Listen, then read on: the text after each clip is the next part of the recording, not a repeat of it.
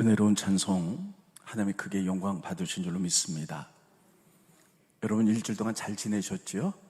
네, 일주일 만에 뵙는 분도 계시고 또 오래간만에 뵙는 분도 계십니다. 우리 옆에 분하고 인사하고 그리고 말씀 듣습니다. 사랑을 축복합니다. 네, 사랑을 축복합니다. 네. 오늘은 여러분들에게 여러분 잘 아시는 엘리야에 대해서 좀 말씀을 전하도록 하겠습니다. 북이스라엘의 아합이 왕이 됐을 때 이스라엘 북쪽에 두로와 시돈이라는 나라가 있습니다. 거기는 바알을 섬기는 제사장이 왕이었는데 그 엣바알의 딸 이세벨이 아합 왕과 정략적인 결혼을 합니다. 그래서 이세벨이 북이스라엘의 왕비가 되어서는 내가 바알을 선파해야 되겠다 생각하고 하나님을 못 믿게 만듭니다. 하나님 믿는 선자들 죽이고 오게 가두니까 사람들이 다 땅 밑으로 숨었습니다. 그리고 온 천지가 바알을 믿는 그런 나라가 되었습니다. 하나님 그것을 보고 그냥 계시지 않죠. 디셉 사람 엘리야를 그에게 보내서 왕에게 선포하게 만듭니다. 왕이여, 당신들이 바알을 섬기지만 바알은 풍요이신, 그래서 비를 내리는 신이라고 말했는데 이제 하나님이 지금부터 3년간 비도 또 우로 이슬도 내리지 않게 될 것입니다. 그래서 바알이 거짓임임을 만방에 드러나게 하실 것입니다. 이렇게 선포를 합니다. 그리고는 엘리야에게 그리시네가에서 숨어라. 그래서 그리시네가에 숨었는데 오랫동안 이제 비가 내리지 않죠. 그때까지 하나님께서 까마귀를 통해서 엘리야에게 떡과 고기를 줍니다. 그리고 그물을 먹고 살았는데 가뭄이 오래되자 그리시네가 마릅니다. 그때 하나님이 엘리야에게 이렇게 얘기합니다. 사르밧에 가면 과부가 있는데 그 집에 가서 머물러라. 그래서 그 집에 가서 또 머물게 됩니다. 그래서 3년이 지났는데 하나님의 음성이 엘리야에게 들립니다. 엘리야의 왕에게 가서 이제 선포하라. 그래서 왕에게 갑니다. 아직까지 바알을 섬기느냐?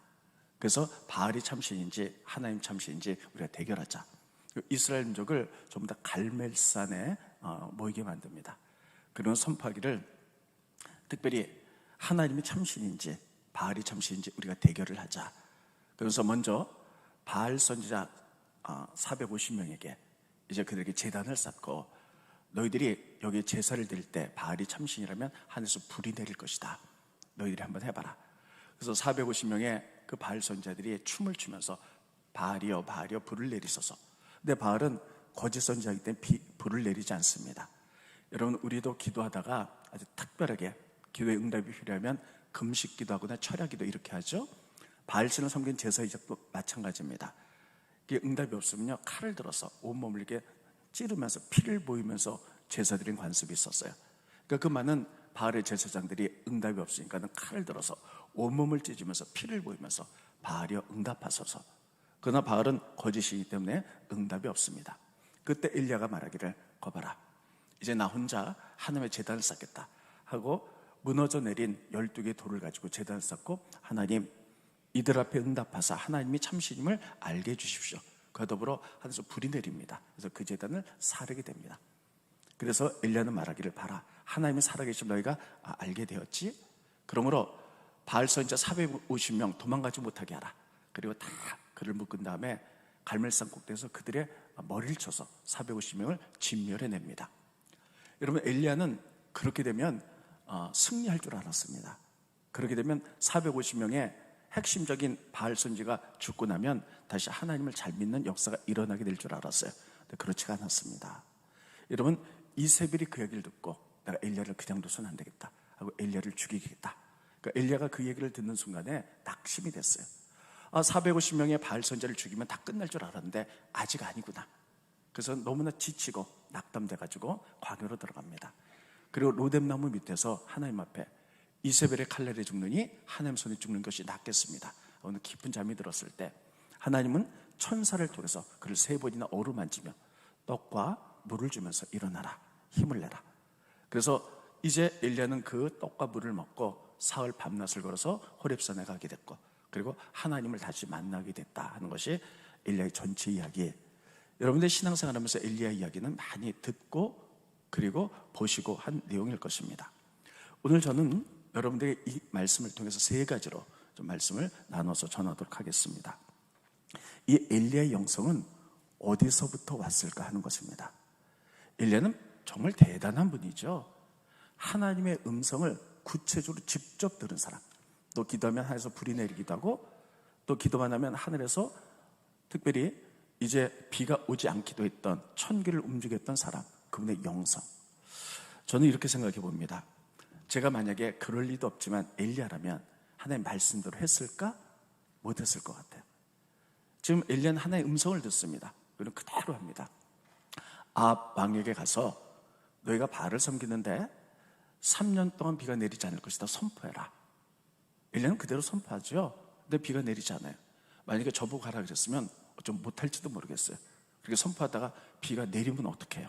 아마 그럴 수도 있고, 그 다음에 하나님이 그리시네까지 숨으라. 그럼 거기 숨는 거예요. 그리고 특별히 사르밧 과부의 집으로 가라. 그럼 거기에 가는 것이고, 그리고 말씀대로 움직였고, 이 엘리야는 하나님 말씀을 들을 수 있는 영성이 있었다는 거예요. 도대체 엘리야는 그 영성이 어디서부터 나왔을까? 보면 저는 빈들에서 나왔을 것이다. 그렇게 분명히 믿습니다. 따르겠습니다. 빈들. 다시요. 빈들. 빈들은 광야입니다. 광야는요, 아무것도 없어요. 오직 나와 하나님만 존재하는 것이 빈들입니다. 우린 세상에서 세상의 이야기를 너무 많이 듣죠. 아까 장로님이 기도했었듯이 어느 게 진실인지도 모를 만큼의 무수한 얘기들을 듣게 됩니다. 그때 하나님의 음성을 들을 수도 없어요. 근데 빈들에 들어갑니다. 아무것도 없어요. 그때 하나님과 나와의 관계에서 깊게 교제하며 오직 하나님만이 나의 모든 것일 때, 그때 믿음이 성장하는 것이며 하나님의 마음을 알고 그리고 하나님의 음성을 들을 수 있다라고 저는 분명히 믿습니다. 여러분, 엘리야는 디셉 사람 엘리야로 돼 있지 그가 광야에서 살았던 말은 없어요. 근데 성경 앞뒤로 맞춰보면 그가 분명히 광야에서 영성을 키웠을 거다. 저는 그렇게 분명히 믿습니다. 왜냐하면 구약의 가장 마지막인 말라기를 보면 이 땅에 예수님이 오시기 전에 엘리야가 먼저 올 것이다 이렇게 말하고 있거든요. 스크린 보십니다.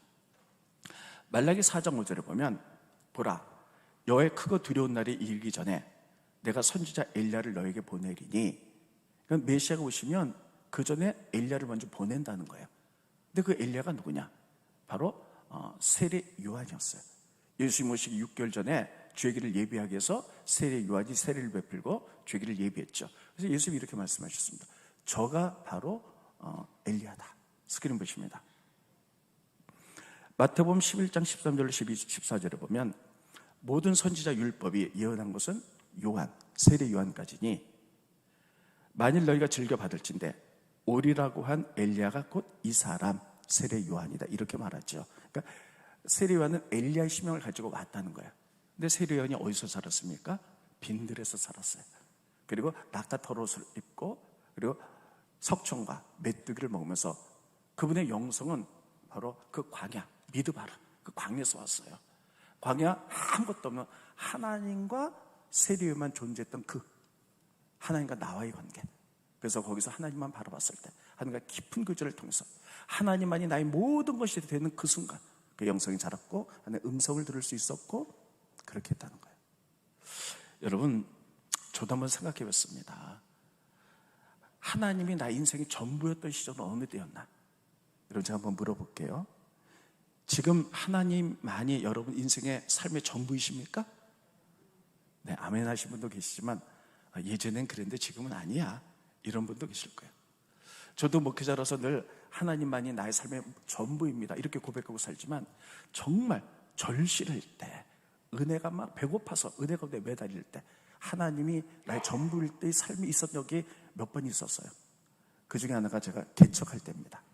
개척할 때는 저희 아내와 저 둘이서 개척을 했죠. 33년 전에. 교인도 없고 정말 절실했죠. 그리고 그때 사명감이 불타서 막 은혜가 충만하고 매일 기도하고 매일 산에 가고 교회를 떠나지 않고 그런 시절이 있었습니다. 생각해 보니까요, 그때가 하나님이 나의 삶의 전부였을 때 인생의 광야였어요. 하나님과 나만 존재했던 것이다. 하나님과 1대1로 매일 무릎 꿇고 찬송하고 기도하고 그랬던 시절. 여러분 생각해 보니까 그때는 목회자로서 아직 많이 미숙했지만 그때 하나님이 저를 많이 위로하시고 힘주시고 때로는 꿈으로 환상으로 보여주시고 또 말씀해 주시고 그런 적이 있었습니다. 근데 돌이켜 생각해 보니까요, 그 시절에 하나님이 저에게 가장 많이 말씀하셨던 게 이거 같아요. 내가 너를 사랑한다. 이 말인 것 같아요. 한번 따라해 볼까요? 내가 너를 사랑한다. 이런 많은 분들이 저에게 이런 질문을 하세요. 목사님, 제가 정말 절실해요. 그래서 하나님께 막 기도했더니 하나님이 너 그럼 이렇게 저렇게 이렇게 말씀하시면 좋겠는데 하나님이 그냥 저한테 내가 너를 사랑한다 이 말씀만 하신다는 거예요. 이렇게 말하는 분들이 저에게 이렇게 그렇게 물어본 분이 몇 분 계셨어요. 저도 그런 적이 많았어요. 그 하나님과 나와의 그 친밀한 시간 속에 하나님은 세상의 비밀을 좀 다 알려줬으면 좋겠는데 가끔 그러시기도 하지만 대부분 할 때마다 기도할 때마다 하나님께서 내가 너를 사랑해, 내가 너를 축복할 거야 이런 말을 하세요. 지금 생각해보면 왜 그런 말을 하셨을까? 여러분 그게 성경적이더라고요. 여러분 예레미야 2장 2절에 보면 이렇게 되어 있어요. 스크린 보십니다. 예레미야 2장 2절에 보면 가서 예루살렘에 이렇게 외칠지니라 여호와께서 이와 같이 말씀하시기를 내가 너를 위하여 이스라엘을 위하여 청년의 때 인애와 신혼 때의 사랑을 기억한다. 그런데 그 하나님과 이스라엘 민족이 청년 때 서로 막 끈끈하게 사랑했고 그 결혼서 신혼 때 그 끈끈한 사랑 하나님이 이스라엘 민족이 그렇게 사랑했다는 거예요. 근데 그때가 어느 때냐? 곧 씨 뿌리진 못하는 땅 그 광야에서 나를 따랐습니다. 이스라엘 민족이 하나님만 바라보며 애굽을 나서 광야를 지나가죠. 그 광야 정말 견딜 수 없는 그 뜨거움, 낮엔 그 뜨거움, 밤에는 그 추움, 먹을 것도 마실 것도 없는 그거. 오직 그 광야에서 이스라엘 민족이 하나님만 바라봤던 하나님이 자기들의 모든 것이었던 그 시절, 그 시절을 하나님이 이러는 거예요. 청년 때 연애했던 것처럼 내가 너와 연애했고 신혼부부처럼 내가 너를 그렇게 사랑했다. 그때 그랬다는 거예요. 여러분 그런데 이스라엘 민족이 광야를 지나갈 때 여러분 그들이 순종만 했나요? 그렇지는 않았어요. 지나가면서 너무 환경적으로 열악하니까요. 때로는 막 하나님께 분노도 했다가 또 하나님께 또 막 이제 여러 가지 실수도 했다가 이러죠. 아직 믿음이 연약하고 실수하고 분노도 했지만 오직 하나님만이 나의 삶의 전부일 때 하나님 그렇게 얘기하시는 거예요. 너는 내 사랑이다. 내 첫사랑이고 신혼부부가 서로 사랑하듯이 내가 너희를 그렇게 사랑했다는 거예요. 그래서 우리가 미숙하고 때는 성숙하지 못하고 실수할 수도 있지만 그때 그냥 하나님께 엎드려서 하나님께 첫사랑 그 하나님께 막 그렇게 하나님의 내 삶의 전부인 그 시간을 갖게 되면 하나님 우리들 위로하고 소망 주고 여러 가지로 말씀하시지만 제일 많이 말씀하는 것이 내가 너를 사랑한다 이거구나. 내가 너를 사랑한다 그 말 속에는요 다 포함되어 있어요. 내가 너를 책임질게, 내가 너를 인도할게, 내가 너를 축복할게 다 들어가 있는 줄 믿으시기를 예수님 이름으로 축원드리겠습니다. 제가 그래서요 지금도 가끔 정말 절실할 때 하나님께 엎드릴 때요 하나님 항상 먼저 주는 말씀 중에 하나가 이거예요. 내가 너를 사랑해. 몰랐어요 왜 그 말을 먼저 하시는지. 많은 사람들이 그렇게 절실하고 은혜를 간구할 때 하나님 주는 마음이 공통적인 것이 내가 너를 사랑해.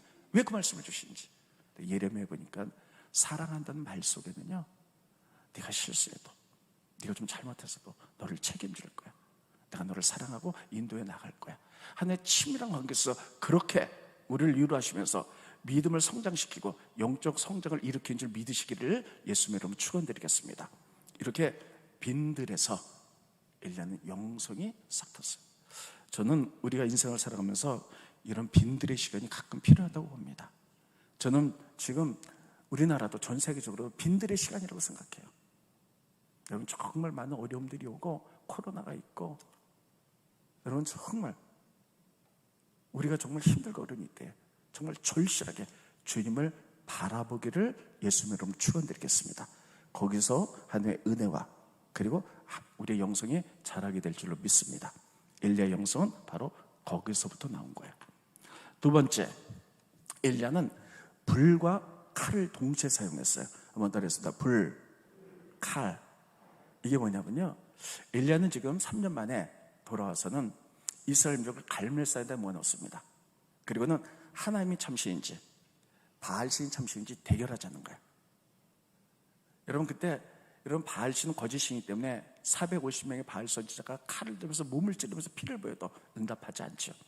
근데 엘리야가 혼자 그 이스라엘에 무너진 12개의 돌을 가지고 다 쌓아놓고 하나님께 기도했을 때 하나님이 바로 불로 응답하셨어요.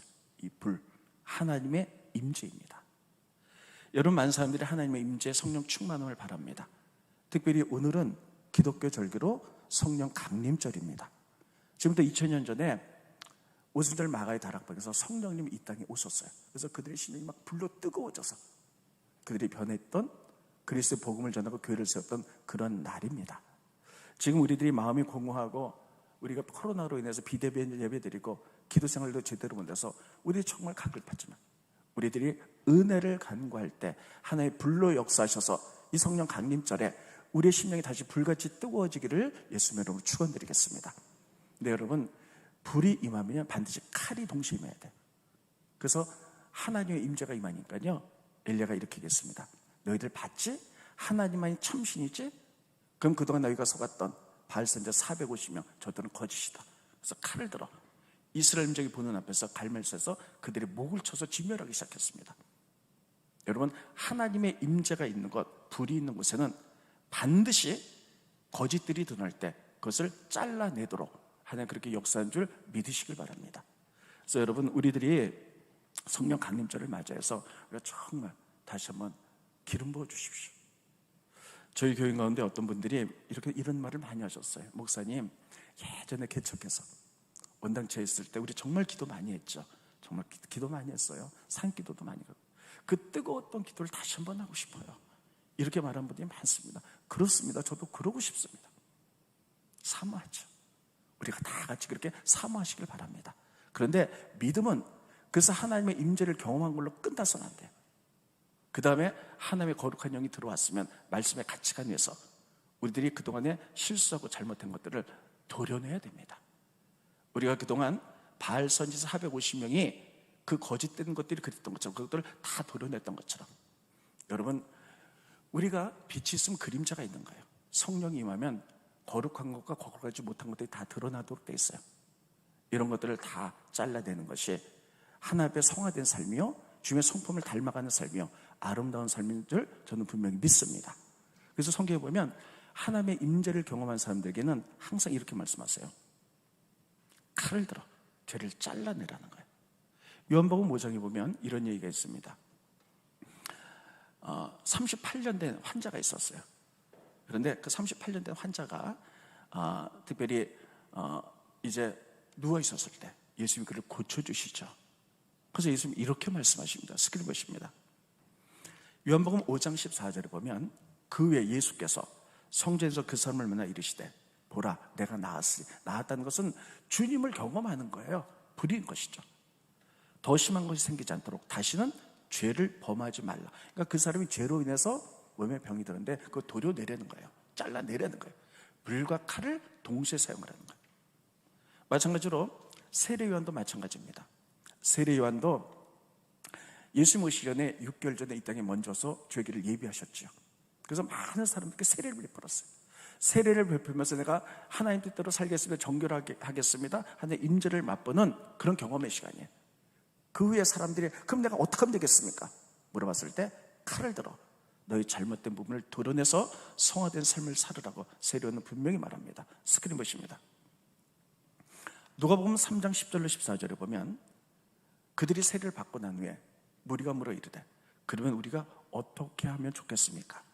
대답해 이르되 옷 2벌 있는 자는 옷 없는 자에게 나눠주고 먹을 것이 있는 자도 그렇게 할 것이니라 하고 세리들도 세례를 받고자 와서 이르되 선생님 우리는 무엇을 해야 됩니까? 하매 이르되 부과된 것 외에는 거두지 말라. 그러니까 세금을 제대로 걷어야 되는데 거짓으로 더 많이 걷어서 그런 거 하지 말아라. 잘못된 거 잘라내라. 군인들도 물어 이르되 우리는 무엇을 하리까? 그 당시에는요 무관의 시대였어요. 로마가 이스라엘 지배했고 로마의 군인들이 있었는데 그들에게 이렇게 얘기합니다. 사람에게 강탈하지 말라. 억지로 뺏지 말고 거짓으로 고발하지 말고 받는 금료를 족한 줄로 알라 하니라. 여러분 이렇게 잘못된 거 다 잘라내라. 이게 불과 칼입니다. 여러분 교회에서 우리는 하나님의 형상이기 때문에 거룩한 것을 사모해야 될 줄로 믿습니다. 성령의 충만으로 뜨거워질 줄로 믿습니다. 특별히 오늘이 성령 강림주일이기 때문에 2000년에서 오신 성령이 다시 우리에게 기름 부어야 될 줄로 그것을 사모해야 될 줄로 믿습니다. 우리 주님이 그렇게 뜨거워졌다면 여러분 빛이 들어오면요 여러분 여기는 어두우면 여기 뭐가 있는지 몰라요. 근데 빛이 들어오면 여기 깨끗한 것, 몸을 뭐 쓰레기 다 드러나죠. 그런 것들을 치우는 것, 칼을 사용해서 성화되는 것, 예수님 성품 닮아가는 것, 우리들에게 조금씩 변해 나가기를 예수님의 이름으로 축원드리겠습니다. 마지막으로 세 번째는요, 엘리야의 열매예요. 가장 중요한 내용입니다. 따르겠습니다. 엘리야의 열매. 우리는 엘리야를 보면서 저렇게 허망할 수가 있나 이렇게 생각을 해봅니다. 왜냐하면 엘리야는 대단한 일을 했잖아요. 그 450명의 바알 선지자를요 갈멜에서 다 목을 쳐서 죽였잖아요. 엘리야는 그걸로 개혁이 됐다고 생각했던 거예요. 이제 됐다. 저들의 중심 세력을 죽였기 때문에 이제 그들이 하나님께 돌아올 것이다. 근데 그렇지 않았어요. 이세벨이 아직 살아있었어요. 그래서 이세벨이 내가 엘리야를 죽이기 전엔 내가 꼼짝도 않겠다. 엘리야를 죽이려고 하죠. 그러니까 여러분 한번 생각해 보세요. 450명의 목을 쳤을 때 얼마나 최선을 다했겠어요. 최선을 다했는데도 끝나지 않고 개혁이 아직 일어나지 않으니까 엘리야가 지쳤어요. 막 낙담이 됐습니다. 천하 엘리야가. 그래서 낙담돼가지고 이세벨의 칼에 죽느니 하나님 손에 죽는 게 좋겠습니다. 사막 한가운데 들어갔어요. 로뎀 나무 밑에서 지쳐가지고 잠이 들지요. 하나님 그를 위로하고 또 위로하고 또 위로해서 그 셈을 얻고 40일 밤낮을 걸어서 호렙산에 가서 하나님의 음성을 듣고 그 인생, 사실은 그 삶은 이걸로 끝나게 됩니다. 천하의 엘리야가 정말 최선을 다했는데 저렇게 지쳐 낙담 저렇게 끝난 게 엘리야 일생인가? 이렇게 생각하기 쉽지만 여러분 그 이후로 이런 엘리야가 맺었던 열매들이 어마어마하게 나타나는 것을 우리는 알 수가 있어요. 여러분 보세요. 엘리야 시대 때, 특별히 이세벨이 그 주관하던 그 시대 때 하나님을 믿는 선자를 다 죽이고 다 옥에 가두고 그러니까요. 그 당시에 하나님의 선지자가 몇 명이냐면 100명이었어요. 그래서 오바댜가 50명씩 굴에다 숨겨놓고 그래서 먹을 양식을 주면서 그들을 지켜냈습니다. 스크린 보시죠.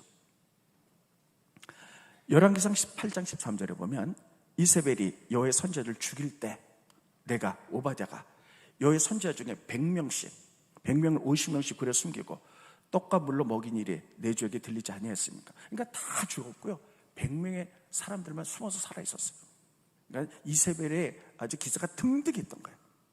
근데 엘리야가 일어나서 선지자, 거짓 선지자, 바알 선지자 450명을 죽였어요. 그래서 이세벨의 여러분 그 세력이 약화되기 시작했어요. 약화되니까 어떤 일이 벌어졌냐? 엘리야는 기진에서 무대에 사라지지만 여러분 하나님께서 그 엘리야 다음에 어떻게 됐냐면 엘리야가요 중앙에서 은퇴하지만요 혼자 힘을 안 낸다.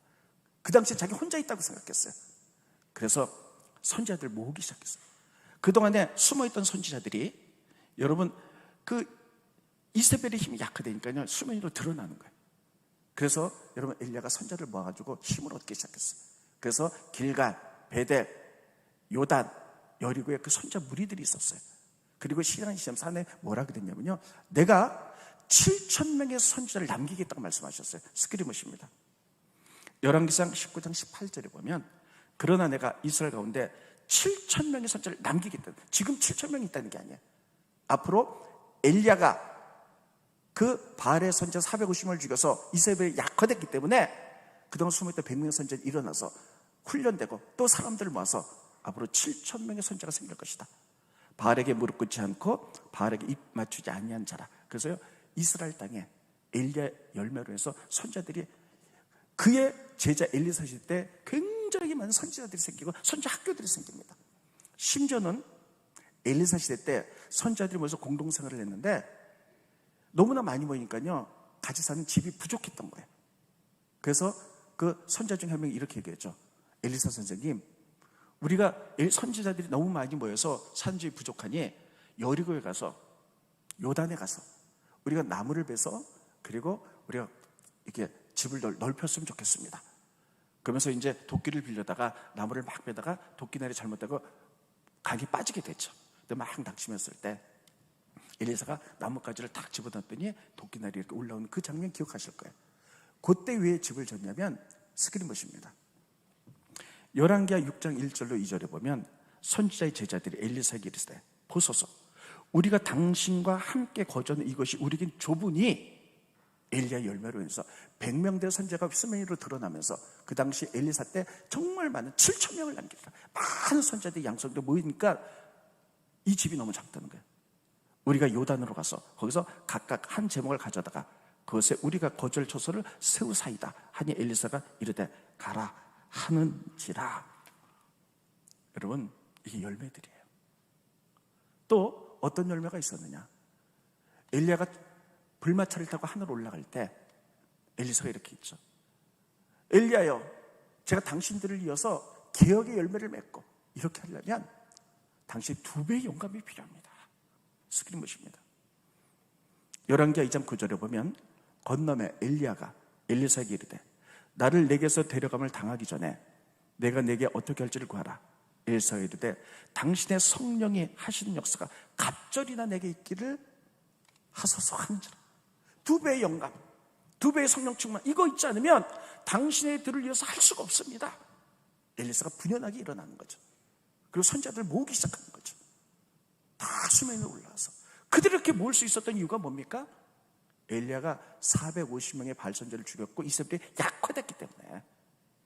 엘리야는 그냥 실패한 것처럼 끝난 것 같아요. 그렇지 않아요.